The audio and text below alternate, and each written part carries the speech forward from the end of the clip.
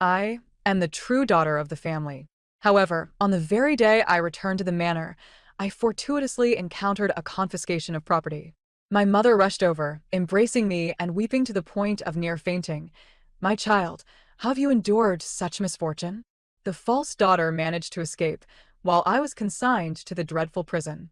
They felt a sense of relief, knowing that their beloved daughter and cherished sister would not be buried alongside them. Yet, unbeknownst to them, I am the master of the young emperor. 1. I am the daughter of the minister's residence. It is said that during a visit to my ancestral home, my mother experienced an untimely labor and gave birth to me at a farmer's household. To my astonishment, that farmer's wife also delivered on the same day. In pursuit of a better life for her own daughter, she swapped me with her child, and thus, 18 years passed.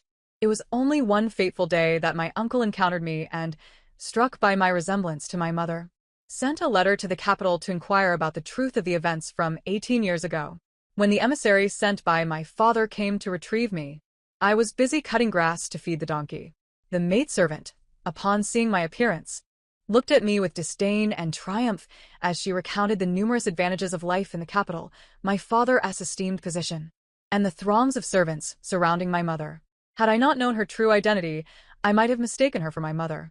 At our parting, my adoptive father waved his hand dismissively, urging me to leave hastily.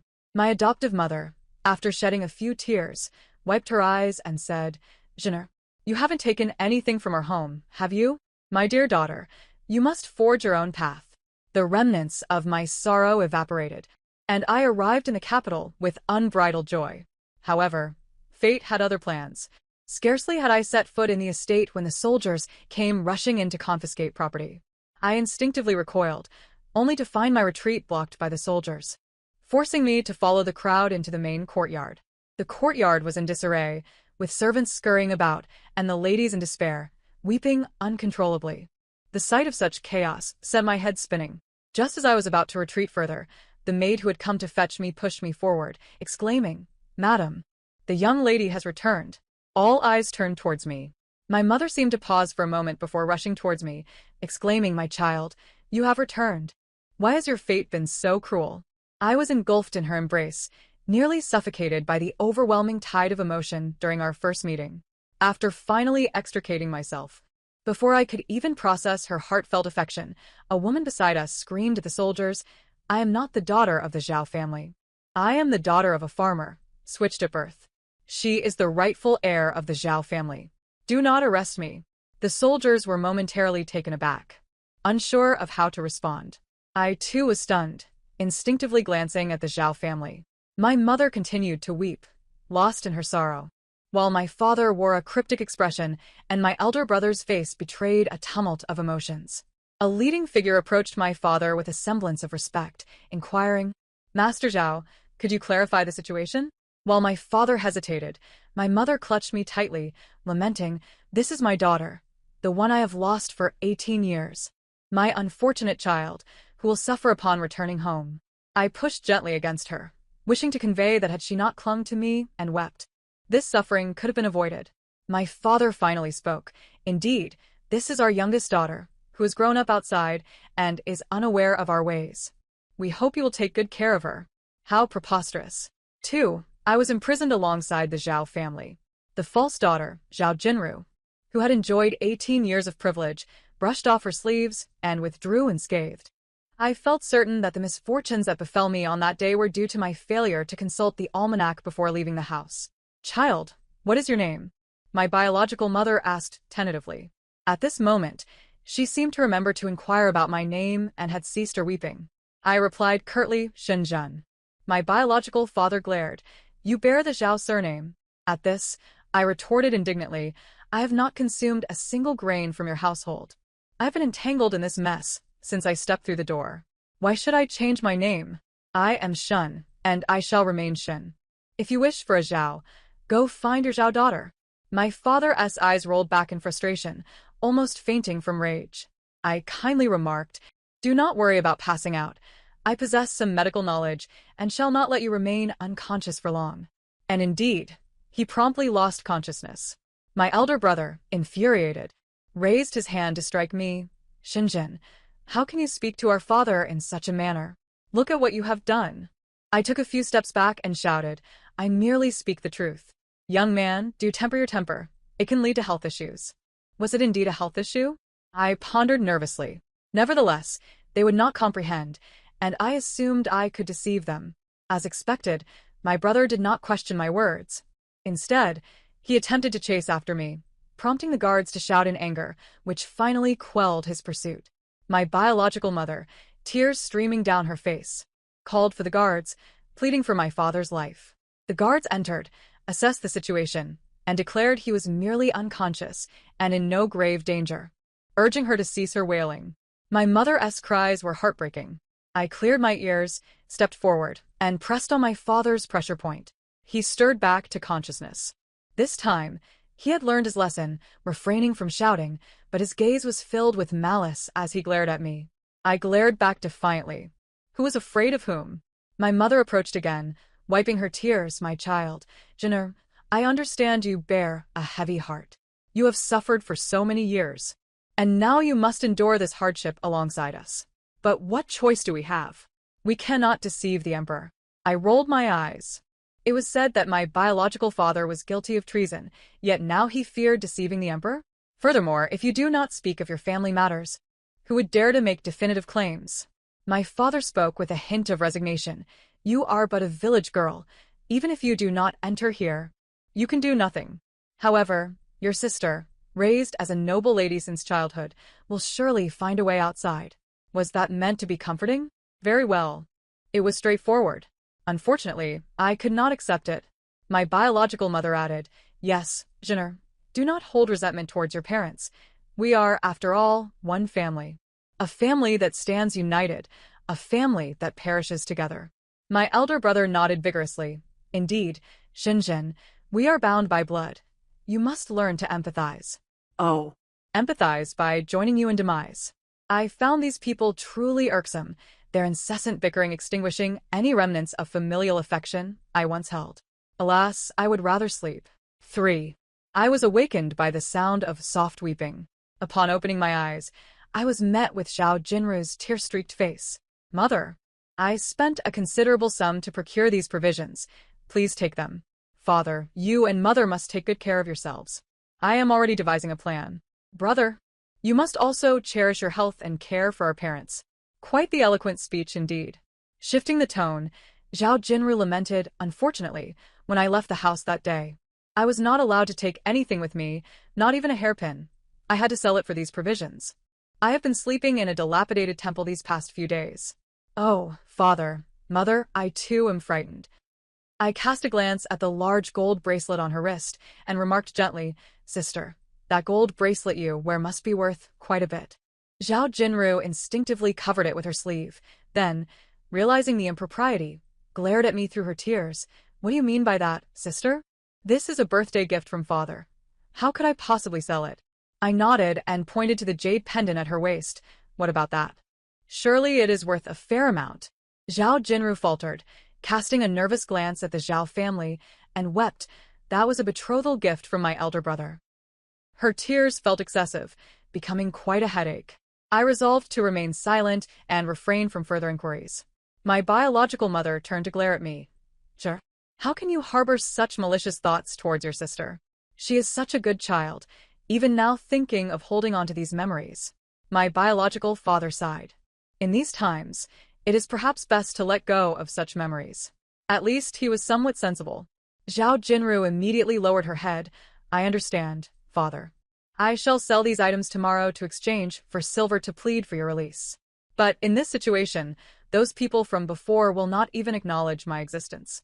How much silver should I offer to request leniency? As she spoke, she added anxiously, If it is not enough, I am not afraid. I will work to earn silver. I can also embroider. I will make more handkerchiefs. Do not worry, I will earn enough silver to rescue you both. What a splendid display of virtue. My biological father softened his demeanor, pulling her aside to whisper, clearly not wishing for me to overhear. Unfortunately, my hearing has always been acute, and I caught every word. Rower, my father has squandered a substantial amount of silver in the outskirts of the city, initially intended for a different purpose, but I shall refrain from elaborating on that. Now that our plans have failed, words hold no value. Retrieve it, and then seek for what you desire. I smacked my lips. It seems rather unreasonable to forego the silver that was so easily obtained. After all, he is still my father. Once Zhao Jinru departed, I rattled the bars of my cell, attracting the attention of the guard. After he finished his tirade, I chuckled and said, "Could you kindly arrange for me to meet the young prince of the Beishuan Wang family?" The guard, likely aware of my background, scoffed, "Don't waste my time. You think you can just see the young prince whenever you wish?" I scratched my head, realizing the initial conditions were rather lofty. I had intended to meet him, but given the circumstances, I thought it prudent to lower my expectations. To my surprise, I found myself inquiring about the heir of the Zhanghua Ho family. "Are you still asleep?" I retorted. "Do you think these noblemen can be seen at whim? You must be the long-lost daughter of the Zhao family, right? Have you lost your wits?" Such words were somewhat insulting. Angered, I shot back, "Then surely I can meet the personal servant of the eldest son of General Wen, Ji Qing?" Under the guard's inquisitive gaze, I began to fabricate a tale. "You see, I am wronged. I had promised Ji Qing a lifetime together. But my father forced me home, and then I found myself in this predicament.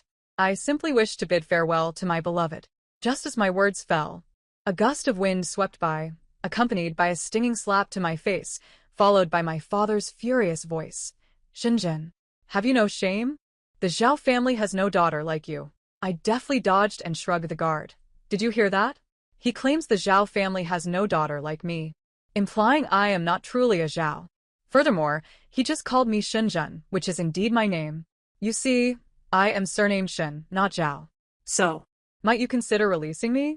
The guard's lips twitched as he scolded my father, reluctantly agreeing to convey my message to my beloved. Of course, one cannot dismiss the notion that he might seek favor with Ji Qing for his own advantage.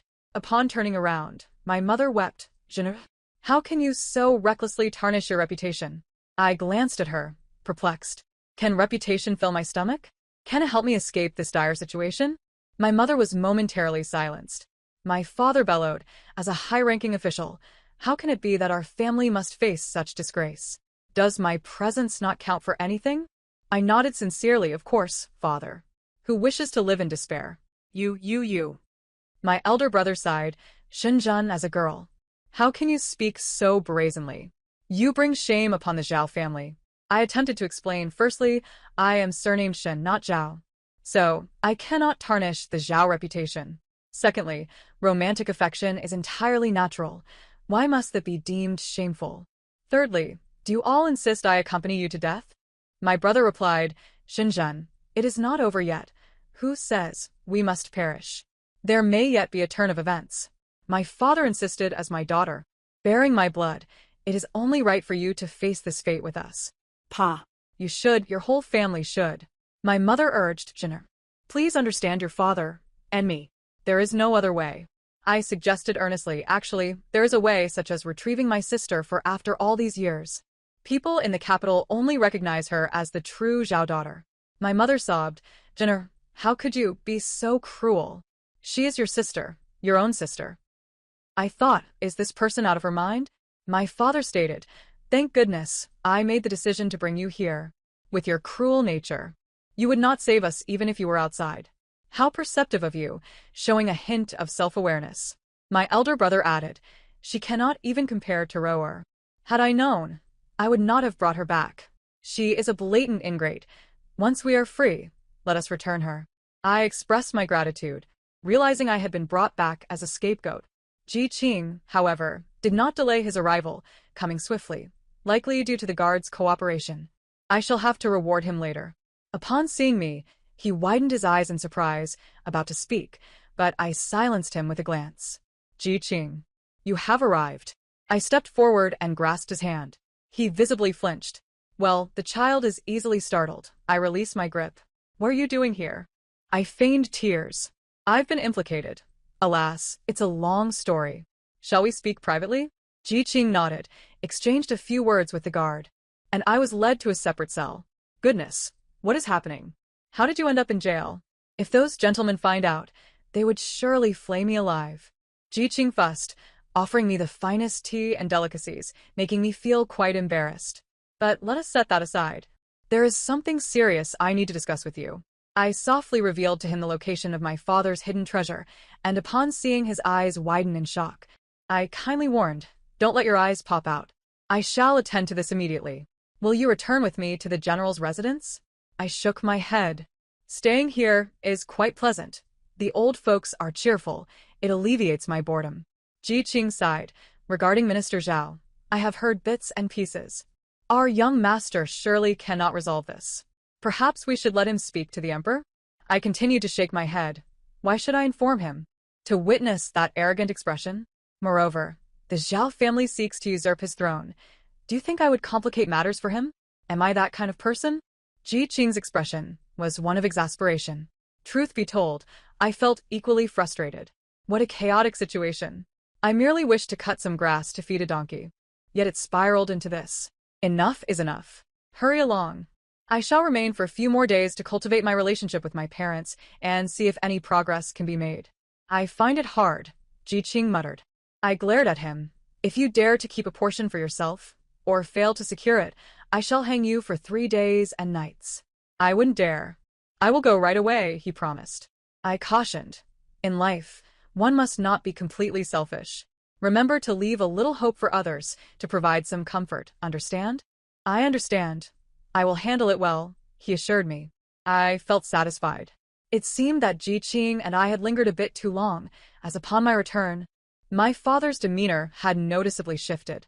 After a long pause, he moved closer to me, attempting to play the emotional card. Do you really have a good relationship with the young master servant from the general's residence? I nibbled on the delicacies I had procured, nodding. Indeed, quite good, I speak. And he would not dare to contradict. My father, unconvinced, admonished, "Speak properly. Why must you be so reckless? As a young lady?" I spread my hands. "Then why have you called for me?" After a moment of silence, he finally mustered the audacity to say, "Could you possibly persuade him to intercede on our behalf? To help us find a solution? You have such lofty expectations. How much silver are you willing to offer?" I suspected this old man was harboring secrets.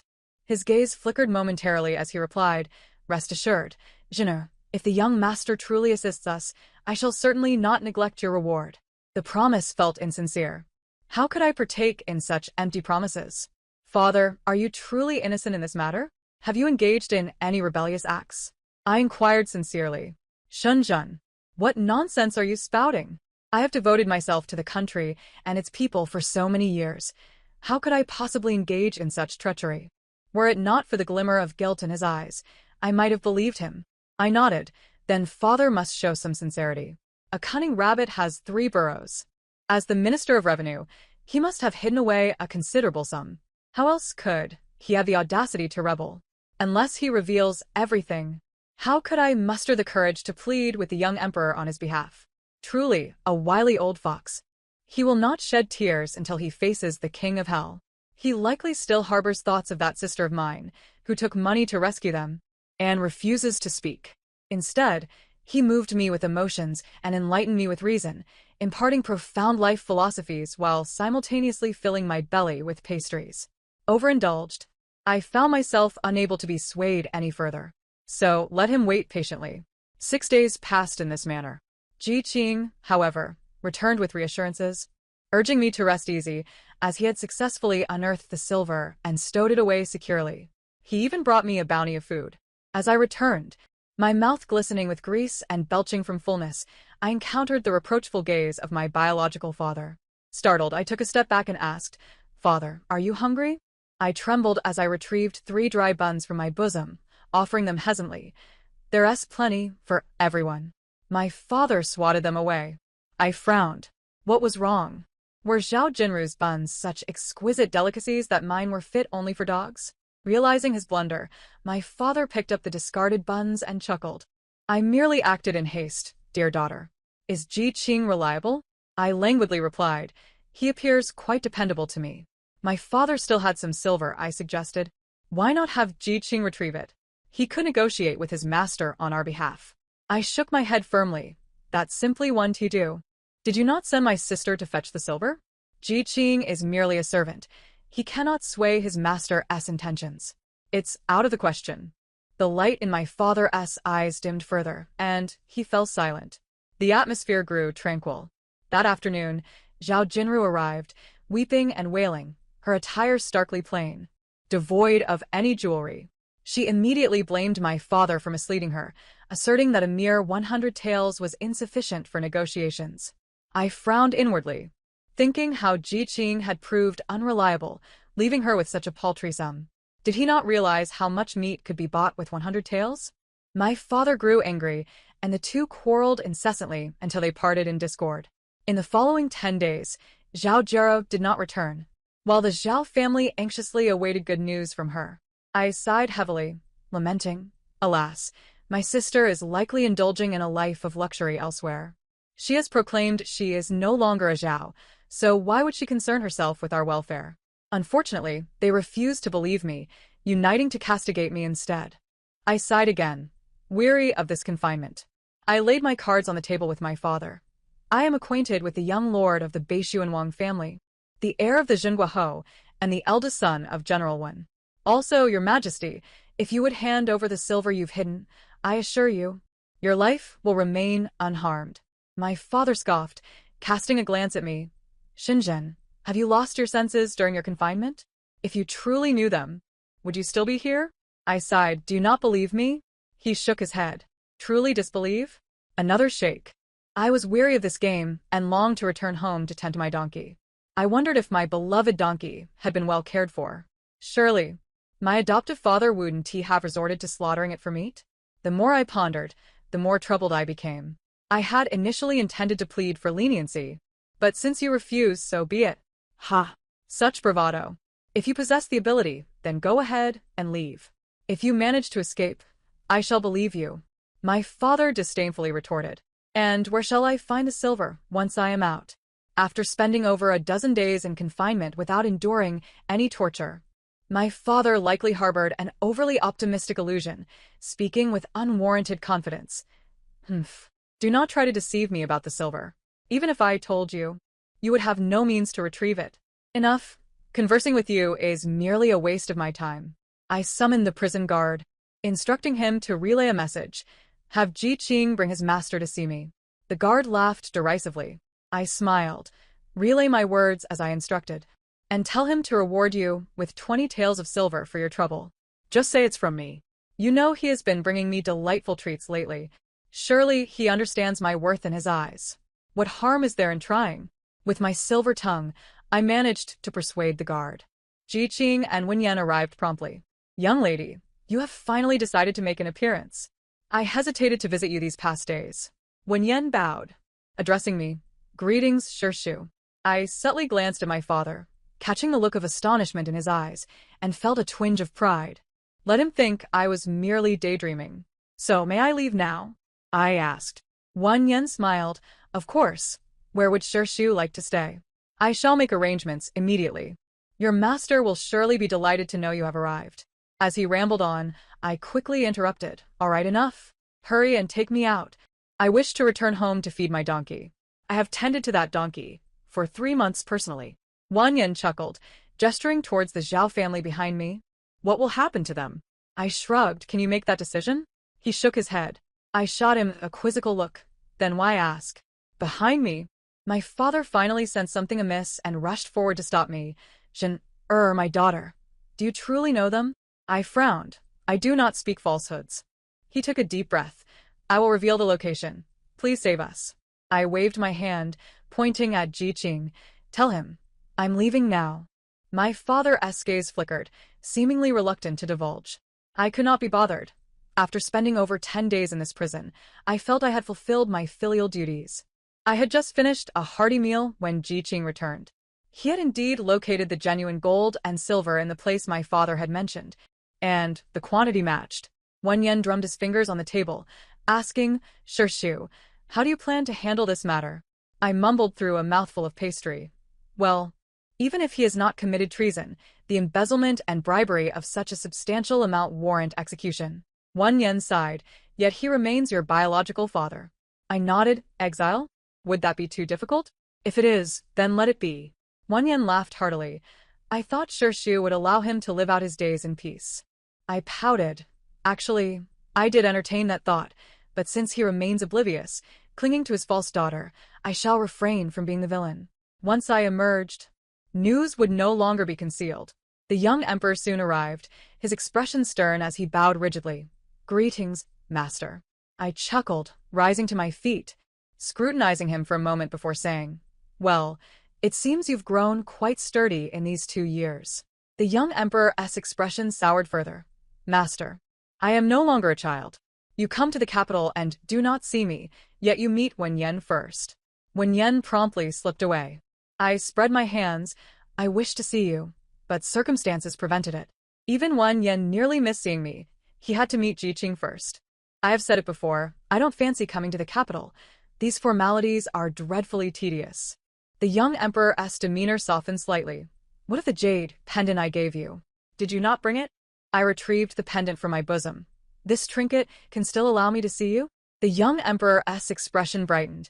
"Naturally, in the future, when you seek me, simply present this jade pendant." I nodded. "When did master arrive in the capital? Where are you staying?" I was oblivious. "I have been in the capital for over 10 days. I know not where I reside. Could you arrange it for me?" The young emperor's expression turned peculiar, a mix of joy and anger, finally restraining himself to ask, "Then where has master been staying these past days?" "In prison," I replied candidly, recounting my experiences in confinement over the past days. The young emperor frowned, his expression darkening again. "Is master seeking to plead for me?" I smacked my lips. "There is some merit to that. By the way, I managed to extract the silver that Zhao old man had hidden. I will have Ji Qing bring it to you shortly." "Oh, my dear disciple, could you spare me 100 or even 1,000 taels? I have long contemplated opening a tavern, and 1,000 taels would suffice. Wouldn't you agree?" The young emperor's face shifted through a myriad of expressions before finally letting out a sigh, softly conceding with a good. I was utterly perplexed, feeling that today's youth had become increasingly inscrutable. Is this what they refer to as the heart of an emperor? Upon reflection, I realized I was not much older than the young emperor. He had been frail as a child, sent to my adoptive father to learn martial arts and cultivate his character. My adoptive parents were not the original farmers. That peasant woman likely thought that raising me after swapping children would entail excessive grain, so she abandoned me in the mountains. Fortunately, luck has always been on my side, as I found myself in the care of adoptive parents. They, having never borne children of their own, were undeniably delighted to have taken me in. I was a child nurtured by affection, albeit compelled to learn an array of skills that were deemed essential. When the young emperor sought my tutelage, my adoptive father happened to be away on his travels. During those years, I was the solitary inhabitant of the mountains, and the arrival of a companion was a welcome change that I would not let slip away. The young emperor at that time was still an adorable little boy. He believed everything I said. I deceived him into thinking I was a celestial being from the heavens, capable of various magical feats, and that the old emperor had summoned him to learn from me. To my astonishment, he believed wholeheartedly, convinced that I was an ageless witch. Upon my adoptive father's return and meeting the young emperor, he remained silent for a moment, ultimately granting his tacit approval for me to take him as my disciple. Thus, I truly became the mentor of the young emperor. In a bid to not be outshone by my own pupil, I diligently devoted myself to my studies. During this time, the young emperor visited home several times, bringing along his close friends, which allowed me to become acquainted with them. 2 years ago, when the old emperor fell gravely ill, he urgently summoned the young emperor back to the palace.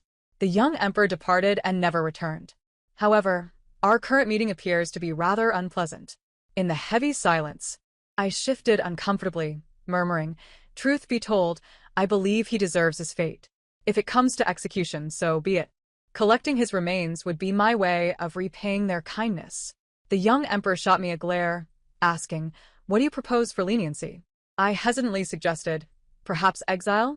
We've taken his wealth, and he surely wouldn't dare to rebel again. Should there be a next time, I could take matters into my own hands?" The young emperor sighed. "Then let it be exile. Master, will you stay at my villa tonight?" I fervently shook my head. "I prefer the inn. It has a lively atmosphere. That cold, desolate palace holds no charm for me." He did not press the matter further. 3 days later, I entered the palace, summoned by the young emperor. The Zhao family was also present, including that false sister of mine. Your Majesty, I am wronged.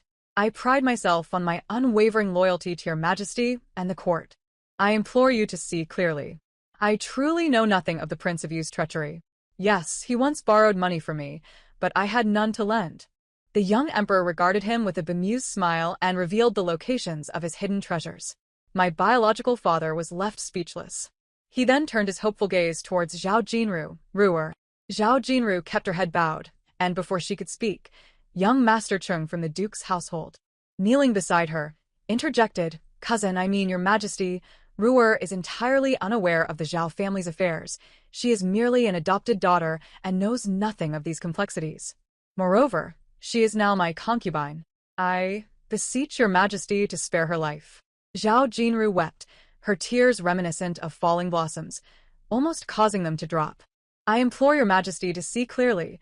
The Zhao family has treated me decently, but since learning I am not a Zhao by blood, their treatment has worsened. They even openly declared that I am not a Zhao daughter upon my biological sister's return. I have since changed my surname to Shen." Having witnessed this spectacle, I could no longer remain silent. I stepped forward. "Zhao Jinru, you should still be a Zhao. This Shen is not meant for you." Zhao Jinru glared at me with resentment. "Sister Zhen, I believe I have never wronged you. Over the years, I have enjoyed the favor of your biological parents, but that was never within my control. If possible, I would prefer not to leave my biological parents. How can you now prevent me from reverting to my original surname? Is this something you can dictate? What a heavy burden to bear. I refuse to take it on." I glanced at the young emperor, who was trying to stifle a laugh, but his face darkened as he pointed at him. "Tell her why she cannot bear the surname Shen." My biological father and mother trembled at my demeanor, my father nearly fainting, his head banging against the ground. "Your Majesty, though Xinjun is of my blood, she has never been raised alongside us. We are not familiar with her. Her actions are not of our doing." My mother, pale as a ghost, exclaimed, "Wretched girl. How dare you command the emperor?" My brother shouted in anger, "Xinjun, if you seek death, do not implicate our family." The young emperor cast a sympathetic glance my way, rising from his seat to approach me with utmost respect, clasping his hands in greeting. "Disciple pays homage to master." The room fell into a profound silence, all eyes fixed upon us in disbelief. I must admit, I relished the moment. Affectedly, I raised my hand, feigning distress. "Your Majesty, you flatter me. I have merely taught you for a few years. There is no need for such formality." The young emperor regarded me with a knowing smile, as if to remind me of those naive years when he was compelled to call me master. After a moment, the young emperor clarified, "This is my master, Xinjun. You all should be aware that I grew up on Tianqing Mountain." I cleared my throat, contemplating what to say, when Zhao Jinru raised her voice. "Xinjun, if you can bear the surname Shen, why can't I? I am my father's true daughter." I stared at her in astonishment, taking a moment to grasp her implication. It was almost comical. "Zhao Jinru, do you believe I have stolen your brilliance?" Zhao Jinru nodded emphatically. "I thought I had taken your title as the legitimate daughter. I feel immensely guilty. In truth, my parents have cherished you more, for they would not have allowed you to become the emperor's mentor otherwise." Clearly, this girl is well aware that the young emperor did not choose the mountain lord as his mentor, but opted for his beloved daughter instead. What a pity. Noticing the gazes from the Zhao family turning towards me, I felt no urgency to clarify. I smiled at them. "What do you think?" My father immediately replied, "What belongs to Jinru will naturally belong to her. You cannot take it away." My mother stopped pretending to weep. "Sure. Ruer is indeed more suited to be the mountain lord's daughter. Unlike you, the ungrateful wolf, if she became the mountain lord's daughter, she would certainly plead for us." My brother nodded vigorously. I suspected these people were devoid of common sense. I turned to Zhao Jinru. "So, what is your point?" "Shenzhen, I heard you are not well regarded at home, even reduced to cutting grass to feed donkeys. It seems when you insisted on having the emperor recognize you as his mentor, you resorted to some underhanded tactics. I will not hold that against you, as long as you bring me back to acknowledge my parents. In the future, I will not treat you poorly. I will certainly find you a worthy husband." I finally understood. She, too, was not particularly intelligent. Seeing the young emperor's face grow increasingly grim, I decided to abandon the pretense, saying calmly, since Miss Zhao wishes to return to her biological parents, I will not obstruct her. With that, I glanced at the young emperor and smirked. Did you see that? Such a countenance. After speaking, I shrugged my shoulders. The young emperor indeed appeared to embody the essence of a ruler concerned for his subjects. I had no intention of meddling further in the Zhao family's affairs. Securing them a mere exile had already cost me 1,000 taels of silver. What more could they possibly want? Yet, the young emperor insisted that I had only just reclaimed my biological parents and deserved to grant them an opportunity for recompense. Thus, we found ourselves in today's predicament. Upon hearing my words, the young emperor's countenance darkened, and he waved his hand dismissively. Take them away. All shall be exiled. The Zhao family gasped in shock. Zhao Jinru feigned, please once more. The young emperor, incensed, commanded the eunuchs to silence her. My master is not someone who can be replaced. How naive of you to think you could substitute for my master in providing for my ancestor. Regrettably, your biological parents are mere farmers, who once heartlessly abandoned my master to the wolves. If you hold such affection for your biological parents, I shall ensure you are sent back to them, and no one is permitted to plead on your behalf or obstruct this. As he spoke, the young emperor cast a warning glance at young Master Cheng. With a heavy sigh, I gazed upon the Zhao family, crumpled on the ground, and said kindly, in truth, His Majesty's heart is tender. He wishes to grant you an opportunity for my sake. Yet, since you care not for my life, but only for the well-being of your adopted daughter, so be it, let your family cherish one another. Finally, I turned to the young emperor and declared, send Miss Zhao and her parents into exile as well. Let them be neighbors to my own parents. In due course, the two families shall find affection in one another. The cunning young emperor, seemingly recalling something amusing, chuckled and nodded in agreement. The Zhao family wept bitterly, yearning to plead with me once more, but I had grown weary of their cliched entreaties. On the eve of the Zhao family's exile, I brought fine wine and sumptuous dishes to their prison.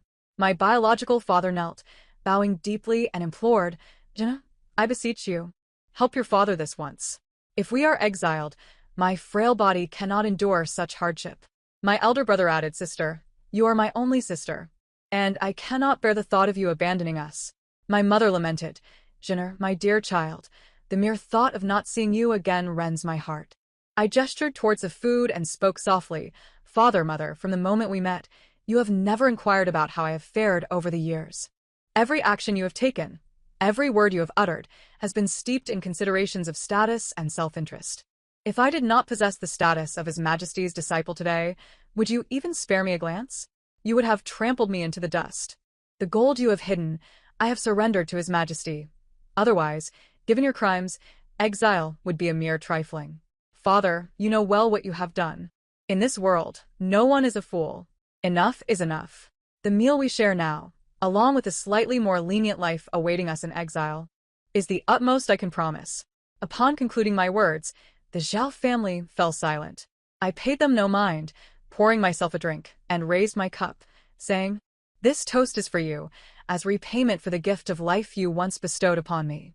I downed the drink in one gulp, ignoring their cries behind me as I turned and exited the prison. Leaning against the stone wall, I savored the taste of a candied hawthorn skewer. When you emerged from the shadows, teasing me, feeling down? I wiped my face and replied, Not particularly, just a bit uneasy.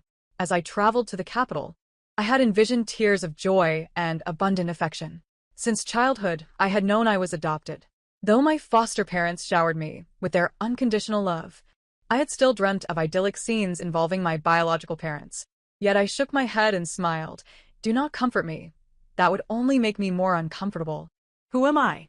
I am Xinzhen, determined to traverse the world and open a tavern. When you muttered, His Majesty wouldn't let you go so easily, I chose to ignore him. On the day of my departure from the capital, I felt a twinge of reluctance. I would miss the enchanting beauties of the palace and the exquisite delicacies. Yet, my donkey was of utmost importance.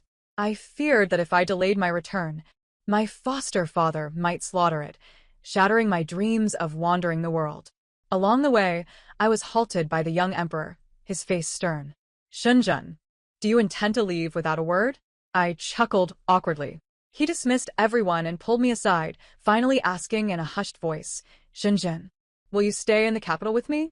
I turned to see his reddened eyes and shook my head vigorously. "Disciple, you know well my aspirations. If you refuse to grant me that 1,000 taels, do you wish to shatter my dreams as well?" The young emperor fell silent. After a moment, he murmured, you eventually." He produced a stack of silver notes and a property deed from his bosom. "Master, this is my pocket money, all saved for you. And this is the tavern I purchased in Yunzhou 2 years ago." My eyes sparkled as I snatched the notes, counting a staggering 5,000 taels. "You rascal! You hoarded so much silver. Is this truly for me?" Seeing him nod, I tucked the notes away with relief, but returned the property deed, saying, "Let this go. I do not wish to linger in Yunzhou." The young emperor gazed at me with profound eyes. "But Yunzhou is ideal for brewing, and there are many lovers of wine." I hesitated. There were many merchants, capable of transporting my master's wine across the land. I yielded, snatching the property deed from his hand and swiftly mounting my horse. I must depart. Perhaps fate will allow us to meet again. Not daring to look back, fearing that a glance would tether me to this place, I set forth. Homeward bound. As for my biological parents and their cherished adopted daughter, their future days of joy were no longer a concern of mine. Rather than dwell on such thoughts, I would rather focus on feeding my donkey. The end. Thank you for listening. I look forward to our next story.